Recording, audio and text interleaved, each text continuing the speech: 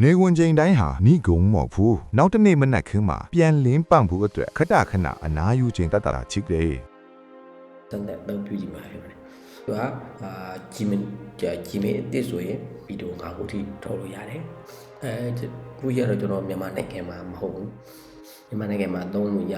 နေလားမရသေးဘူးလားတော့ကျွန်တော်လည်းမသိဘူး။ဒါပေမဲ့ကျွန်တော်အခုနိုင်ငံမှာဆိုတော့သုံးလို့ရတယ်။လောလောတော့ရှင်းပါတယ်။ဒါတော့သူ့ရဲ့ user interface ပေါ့နော်။ဒါလေးလာတယ်။ကျွန်တော်ဒီ under 2ဆိုတာကိုနှိပ်နိုင်မယ်။ Okay ဒီမှာ select preset sticker လားဒါမှမဟုတ်တစ်ခုပေါ့နော်။ခုရေးလို့ရတယ်။ဒီမှာကိုကြိုက်တဲ့ email ကိုပြောင်းပြီးတော့ထုတ်လို့လည်းရတယ်ဒါမှမဟုတ်ကောက်ဒီတိုင်းပဲစားသားရိုက်ပြီးတော့ထုတ်လို့ရတယ်ကျွန်တော်ကတော့ဒီမှာတော့ဒါ TikTok ဒါတော့ YouTube လို့ရှိပါတော့ကျွန်တော်တော့ဘယ်လိုလုပ်မလဲကျွန်တော်ဒီတိုင်းပဲရိုက်လိုက်မယ်ပြီးတော့မှပဲကျွန်တော်ဗီဒီယိုထုတ်လိုက်မယ်မိတ်ဆွေတို့တော့ကိုကြိုက်သူသုံးလို့ရတယ်ဒီမှာကိုကြိုက်တဲ့ email ကို upload လုပ်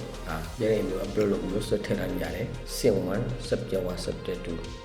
Okay ကျွန်တော်ကဒီပုံစံမျိုးလေးရိုက်လိုက်တယ်ရိုက်ပြီးတော့ကျွန်တော်ပေါ်ထုတ်လိုက်ပါတော့ကျွန်တော်ကတော့ဒီ69 ratio ကိုကျွန်တော်ရေးထားတယ်ထုတ်လိုက်မယ် Okay ဆိုတော့ကျွန်တော်ကဒီပုံစံမျိုးလေးရိုက်လိုက်တယ်ရိုက်လိုက်တဲ့အခါကျတော့ဒီ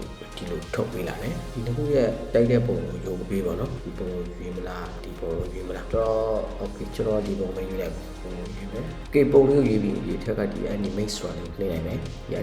ဒီ animate ဆိုတာလေးကိုနှိပ်လိုက်ပြီးတော့ဒီမဲ့တစ်ခုကိုပြောချင်တော့ကျွန်တော်ကတော့ဒီ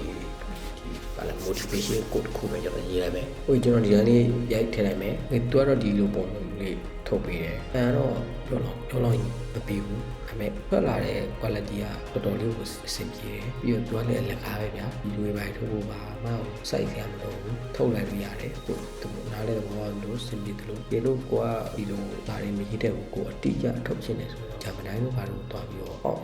pro ရေးခိုင်းပြီးတော့ထုတ်တာပုံပြီးတော့ကောင်းနိုင်တယ်လို့ကျွန်တော်ထင်တယ်ဒါပေမဲ့ကျွန်တော်တော့ဒီနေ့စံသက်အသုံးပြုကြည့်ထားတယ်ဒီမိတ်ဆွေလည်းစံသက်အသုံးပြုကြည့်ကြပါလို့ကျွန်တော်တိုက်တွန်းချင်ပါတယ်အားလုံးပဲလောက်ပါပဲကျေးဇူးအများကြီးတင်ပါတယ်